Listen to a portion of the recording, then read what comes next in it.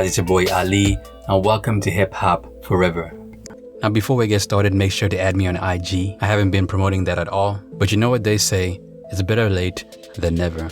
I'll be doing some giveaways on IG. You can also request videos there as well. Let's get started. Now I've been listening to the game for a long time. Like most people, my introduction to the game's music occurred when I heard West Side Story in 2004. If you take a look in my eyes, see I be a gangster till I die. Now back then, G-Unit, Eminem, Dr. Dre, 50 Cent were at the top of the game. Just a year prior, 50 Cent released Get Rich or Die Trying and has sold nearly 1 million copies in the first week. After that, 50 decided to put the spotlight on his team. G-Unit released Beg for Mercy, which gave the members of G-Unit more exposure. And after that, their solo albums dropped. Lloyd Banks released The Hunger for More in 2004, and Young Buck released Straight Outta Cashville in the same year. Sales-wise, both albums did well. G-Unit as a brand was growing, but in my opinion, the peak of G-Unit's success occurred when the game dropped the documentary. That album was straight fire. This is how we do. We make a move and act a fool while we up in the club. In my opinion, it's a classic. Not only was it a dope album, but it also had impact. This album put the West Coast back on the map, because before the documentary came out, the West was a little bit quiet. Sales-wise, it sold nearly 600,000 copies in the first week. Needless to say, it was an instant smash. But for the first time in a while, 50 Cent was starting to face competition from within his camp. 50 talking real greasy, you know? Somebody asked him where Game still with G-Unit. He said across the street around the block. He said next album he ain't doing nothing for you. You gonna sell like 500,000 copies. That's what he said? That's what he said. The first 3 records he put out, I'm on them. West Side Story, How We Do, Hate It or Love It.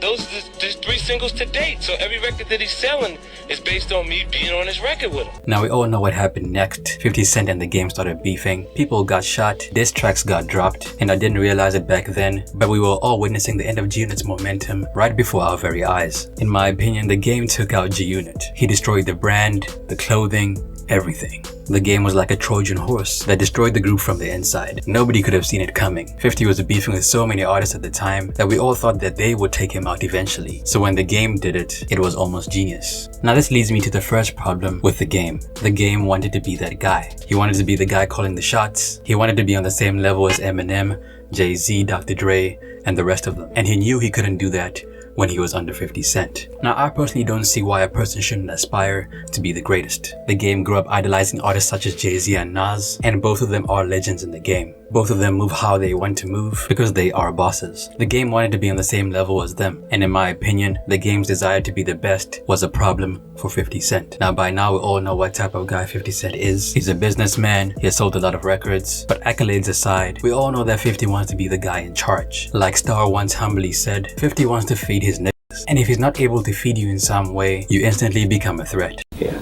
See, 50 wants to feed his niggas. 50 is a very cold-hearted, conniving, cutthroat type of nigga. He's from Southside Queens. It's a very rare breed. And he's not a forgiving person. You know, I mean, for a lot of cats in the industry who, you know, are not really street cats, they can get past certain things. But 50 is an official street nigga. I mean, let's not overlook his history. At the same time, the game didn't feel like 50 respected him. 50 wanted to create another G-Unit soldier out of the game, and that was one of the game's biggest problems with 50 Cent. I wanted to be on Dre's level, on Eminem's level, and I wanted to be respected as that. I don't think 50 respected me in that aspect. Now, I once had somebody tell me that 50 Cent made the members of G-Unit run laps around a football field because their second studio album, Terminate on Sight, didn't sell a lot of records. Now, I know that story is completely false, because I looked it up. However, it's still very telling. Sometimes there's a lot of truth in a joke. And this one let me know that the public viewed G-Unit as an army. 50 was the general, and the rest of G-Unit were just loyal soldiers. Now, in my opinion, this wasn't a good look for the rest of G-Unit because it made it seem like they couldn't stand on their own and couldn't operate without 50 Cent. If the game remained on G-Unit, there's no doubt in my mind that it wouldn't be as big as it is today because the public would view him as a G-Unit soldier and nothing more. Now let's compare 50 Cent's leadership skills to another prominent hip-hop artist. I'm thinking Lil Wayne. Now I'm not gonna talk too much about Lil Wayne's backstory now because we all know what happened. He signed Drake, Nicki, Tyga, and they became household names. Hold on, is Tyga a household name? I don't know. In my opinion, one reason why Drake, Nicki, and Tyga became so successful is because Lil Wayne treated them like bosses. Now I may be wrong, but I don't think Lil Wayne has ever said anything negative about any of his artists. He respected them. He wasn't trying to steal their shine, and as a result, he created a team full of artists that could move on their own. And that's what separates Lil Wayne's leadership skills from 50 Cent's. 50 is constantly trolling his own artists. He called them lazy a bunch of times. He threw Tony Yayo in the bushes.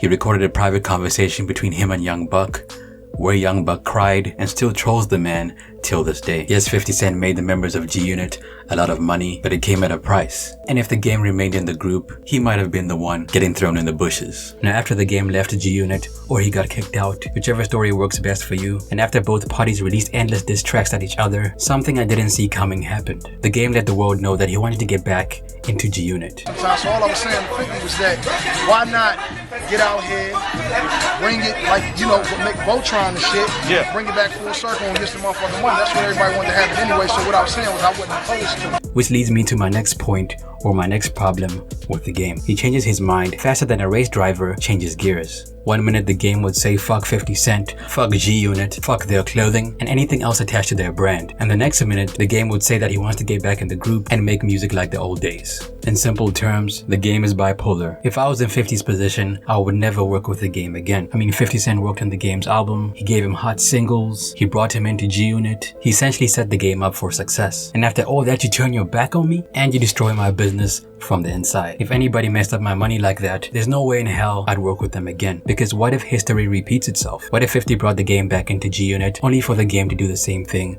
over again? I think these are thoughts that 50 Cent had back in the day, and this is probably one of the reasons why a G-Unit reunion with the game hasn't happened. Now let's take a moment to talk about the game's music. As we all know, the game has been in hip-hop for a long time, and as a result, he has dropped a lot of projects. I don't think anybody questions the game's lyrical ability. When the game was in G-Unit, he was easily one of the better lyricists in the group. With that being said, his music does have a flaw, and in my opinion, it's the name dropping. These niggas ain't bigger than me. These niggas ain't Nas, ain't Jigger than me. These niggas ain't M, they ain't 50 to me. Now somebody out there actually did the math. According to Ben's big blog, the game name dropped a total of 1,788 times across his 8 studio albums, ranging from the documentary to his 2016 release called 1992. According to the blog, that's a total of 13.7 names per song, and that's 223.5 names per album. Now is the game's constant name dropping a real existential crisis? No, but it did bother some of his fans. The game constantly name drops Dr. Dre, Tupac. In fact, if we're not including the game's latest album, he has name dropped Dr. Dre about 161 times, and Tupac is at 61. Personally, the game's name dropping doesn't bother me too much because he has always been doing it. It's his style, and a lot of the time he's just showing respect to the artists that he admires. I must admit that sometimes he does overdo it. I mean, how many times does he have to rap about his affiliation with Dr. Dre? At this point, everybody knows that Dr. Dre is responsible for the game's success. We know the entire story. He raps about Dr. Dre on every album. So it's like, what else can he tell us about that situation that we don't already know? I'm gonna talk about this next point quickly. Now, the game also has a habit of jumping into numerous beefs for the sake of publicity. I don't know how that started, but I don't understand why Game jumped in it. I don't even understand the affiliation between Game and Tyga, other than being from Cali. I think he learned that formula from 50 Cent. It made him a lot of money, and you know what they say, if it ain't broke, don't fix it. However, sometimes the game jumps into beefs that he shouldn't be involved in. Case in point, Tyga versus Lil Durk. I think the game should have let Tyga handle the beef by himself, but it appears that the game can't resist the urge to stir up a little bit of controversy if it'll keep the public talking about him and his next body of work.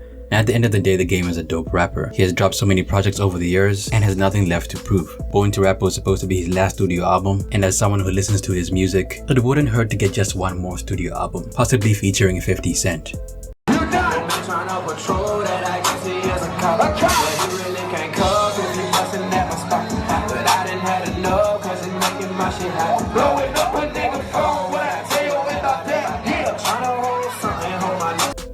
That's it for me, man. It's your boy Ali. Do you agree with the points I made in the video? Let me know down below. Also, if you haven't done so already, subscribe to the channel and follow me on Instagram. New What Happened 2 video dropping next week. Also, I'll be doing a giveaway on my Instagram next month. So look out for that. Till next time, peace.